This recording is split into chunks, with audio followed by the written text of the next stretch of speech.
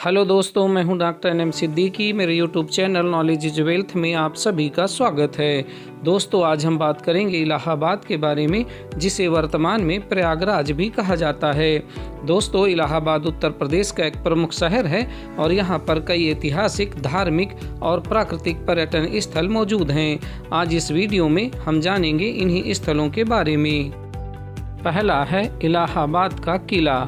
बादशाह अकबर ने 1583 में प्रयागराज के संगम पर इस किले को बनवाया था। लाल पत्थरों से बना यह मुगल वास्तुकला का खूबसूरत नमूना इस शहर के समृद्ध इतिहास की गवाही देते हुए आज भी मौजूद है।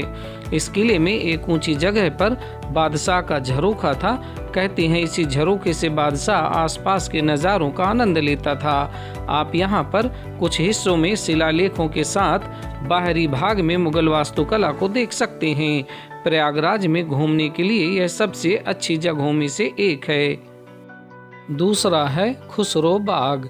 लुकरगंज में स्थित खुसरो बाग इलाहाबाद के सबसे लोकप्रिय पर्यटन स्थलों में से एक है।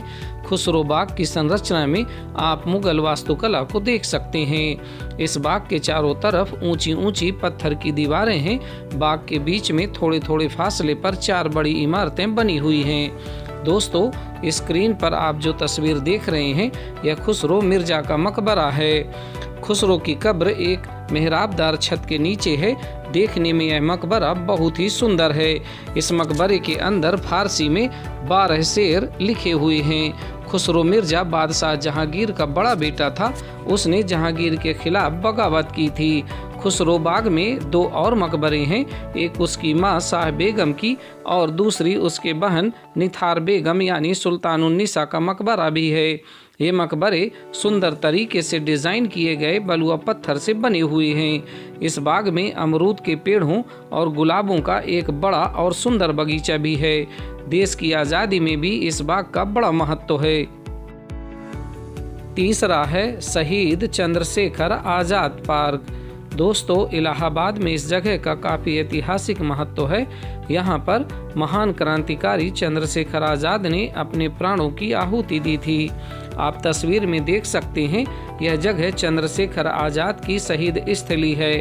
यहाँ पर उन्हें अंग्रेज पुलिस ने घेर लिया था, लेकिन आज़ाद ने आत्मसमर्पण करने से इनकार कर दिया और अपनी पिस्तौल से आखिरी गोली अपनी ही कनपटी में मारकर अपने प्राण निछावर कर दिए थे। यह वही अल्फ्रेड पार्क है। इस अल्फ्रेड पार्क को आज़ाद की याद में इसका नाम बदलकर अल्फ्रेड पार्क से शहीद चंद्रशेखर आज़ाद पार्क कर दिया गया है। चौथा है स्वराज भवन और आनंद भवन। स्वराज भवन को मोतीलाल नेहरू ने बनवाया था। 1930 के दशक में मूल स्वराज भवन को भारतीय राष्ट्रीय कांग्रेस के मुख्यालय में बदल दिया गया था। नतीजतन मोतीलाल नेहरू ने अपने और अपने परिवार के रहने के लिए एक और हवेली बनवाई थी और इस नई हवेली को ही आनंद भवन कहा जाता है। आज यह एक ऐतिहासिक गृह संग्रहालय है। यहाँ आप बहुत सी उनके इस्तेमाल की चीज़ें जैसे फर्नीचर, बग्घी वगैरह देख सकते हैं, जो मोतीलाल नेहरू ने इस हवेली को सजाने और इसे मूल स्वराज भवन की प्रतिकृति देने के लिए मंगवाए थे। 1970 में पंडित जवाहरलाल नेहरू की बेटी इंदिरा गांधी ने इस हवेली को भारत सरकार को दान कर दिया था। तभी से इसकी रखरखाव की जिम्मेदारी सरकार पर है। पांचवा है जवाहर तारा मंडल। आनंद भवन के बगल में स्थित 1979 में निर्मित जवाहर तारा मंडल विज्ञान और इतिहास का सही संगम है। इस प्लेनेटेरियम में खगोलीय और वैज्ञानिक जानकारी हासिल करने के लिए आप आ सकते हैं। यहाँ प्रतिदिन 5 शो आयोजित किए जाते हैं। सोमवार और सरकारी अवकाश के दिन यह प्लेनेटेरियम बंद रहता है। छठवां है त्रिवेणी संगम।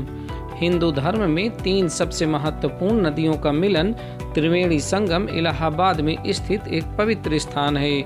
यह इलाहाबाद में घूमने के लिए सबसे लोकप्रिय और पवित्र स्थानों में से एक है।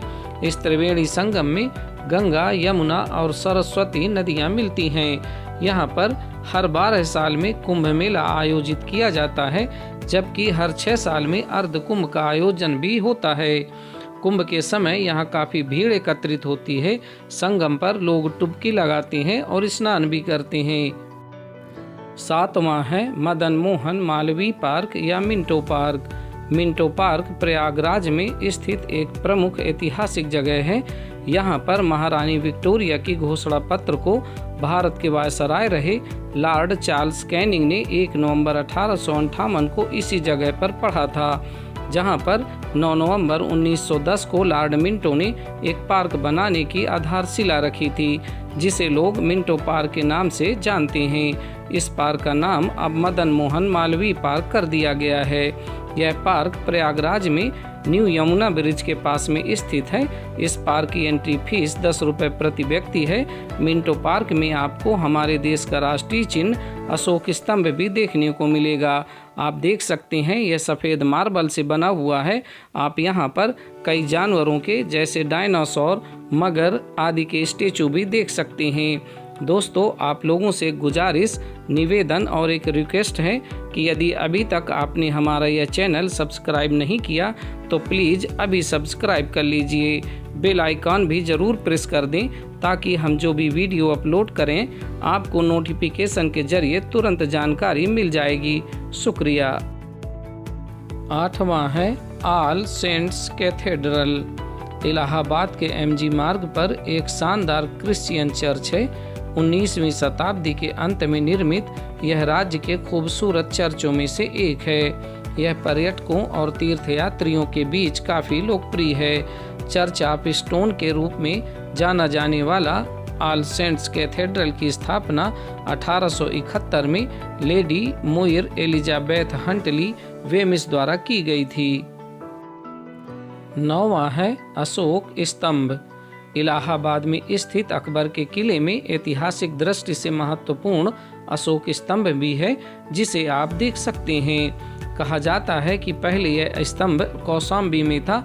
बाद में बादशाह जहांगीर ने इसे कौशाम्बी से लाकर इलाहाबाद के किले में रखवाया था। यह तकरीबन 35 मीटर ऊंचा है। शुरुआत सम्राट अशोक से करें तो इस विशिष्ट स्तंभ पर उसकी दूसरी महारानी कारुआकी की ओर से कौशाम्बी के एक बौद्ध विहार को आम की बगिया दान में देने का उल्लेख है। इसके बाद इस पर गुप्त राजवंश के सम्राट समुद्रगुप्त के दरबारी कवि हरिसेन द्वारा रचित प्रयाग प्रशस्ति भी उत्कीर्ण की गई है। इसमें उन राज्यों का वर्णन है जिन्होंने समुद्रगुप्त से युद्ध किया और हार गए और उसके अधीन हो गए। इस स्तंभ में सम्राट अशोक से लेकर बादशाह जहांगीर तक के शासनकाल की उपलब्धियों से जुड़ी सूचनाएं दर्ज हैं। 10वां है हाथी पार्क या सुमित्रानंदन पंत पार्क। इलाहाबाद में यह हाथी पार्क चंद्रशेखर आजाद पार्क के गेट नंबर 3 के सामने ही स्थित है। इसका नाम महाकवि सुमित्रानंदन पंत के नाम पर रखा गया है। इस पार्क की एंट्री फीस 10 रुपये है। दोस्तों, आप देख सकते हैं यह हाथी की मूर्ति है और उसके सूंड से ही बच्चों के लिए फिसल पट्टी भी बनी हुई है। यह बच्चों का मुख्य आकर्षण है, इसलिए शायद इस पार्क को हाथी पार्क भी कहा जाता है। यहाँ पर कई तरह के झूले भी हैं जिनमें झूलकर आप आनंद ले सकते हैं। दोस्तों, इस छोटे से वीडियो में हमारे द्वारा दी गई जानकारी अगर आपको अच्छी लगी हो तो ऐसे ही जानकारी से भरे वीडियो देखने के लिए हमारे इस YouTube चैनल को सब्सक्राइब करें। बेल आइकॉन दबाकर लाइक और शेयर करें। यह प्रक्रिया बिल्कुल फ्री होती है। वीडियो में अंत तक बने रहने का आप सभी का बहुत बहुत धन्यवाद।